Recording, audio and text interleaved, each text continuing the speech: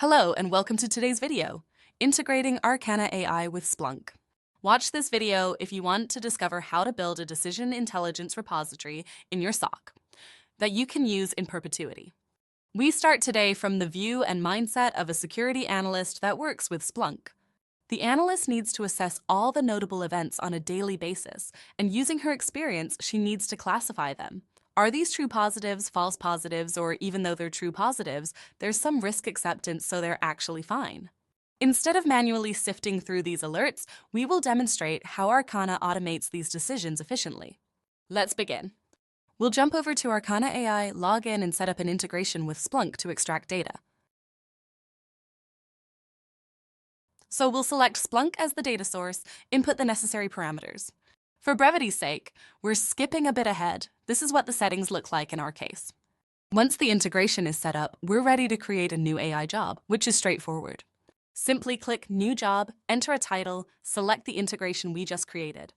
Next, we specify the query to pull some of the notables from the Notables index.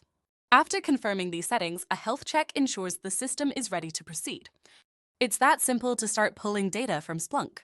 Once the health check is done, we'll click on Save and Run. Arcanna is now extracting data from Splunk. Once we've received some data, we can pause the job, and now we turn our attention to the decision points. Decision points are key fields in an alert that indicate what occurred on the host. We focus only on fields critical for making decisions, simplifying the process. I already have a selection, so I'll skip to it. After selecting the necessary fields, we'll click on Save Changes. Arcanna AI will group all the alerts pulled from Splunk into buckets, which makes it easier to train your decision intelligence AI models. The default template uses drop and escalate as labels, but you're free to define your own labels according to your own processes. So, instead of escalate, we might use critical. We can clarify that drop means false positive, and maybe an additional label we name informative, which might be risk acceptance on some policies. We're going to go ahead with these feedback labels. The feedback process is pretty straightforward. Essentially, we read the information on the screen and we label each alert according to our process and our insight. We provide examples for each category, forming our initial training dataset. For instance, these groups here look like false positives, so we'll label them as such. These ones are examples of some critical alerts that would require a response, and also some alerts that are true positive in terms of detection, but they are either accepted in the environment or at least they're accepted for the moment. Once we provided feedback on some of the alerts, we've created our first training set. Training the AI model with this dataset is initiated by clicking Train Now. Once trained, we can review and adjust the model's outcomes, providing corrections where necessary. We already have predictions on the alerts that were not part of the training set.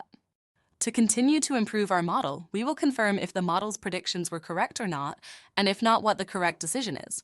This iterative feedback and training cycle enhances the AI model's accuracy. And the way we're going to go forward is we will confirm if these predictions are correct. And if they are not correct, we will tell it what the correct decision would have been. Once we are satisfied with the performance of our AI model, we can put it in production and the analysts can start consuming those decisions. One common question we get is, how do we evaluate the AI model's performance?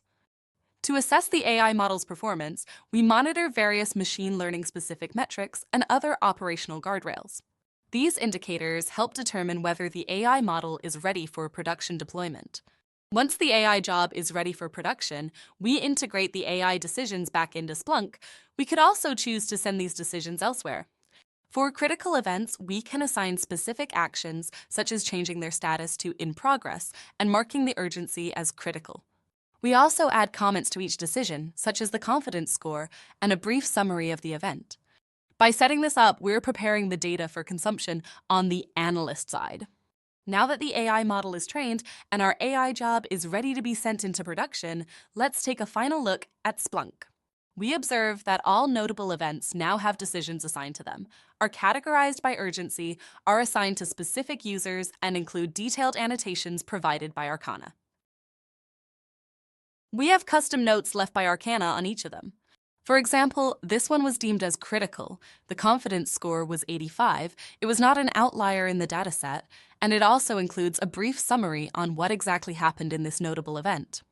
This significantly reduces the analyst's workload, allowing them to concentrate on the most critical aspects of their roles.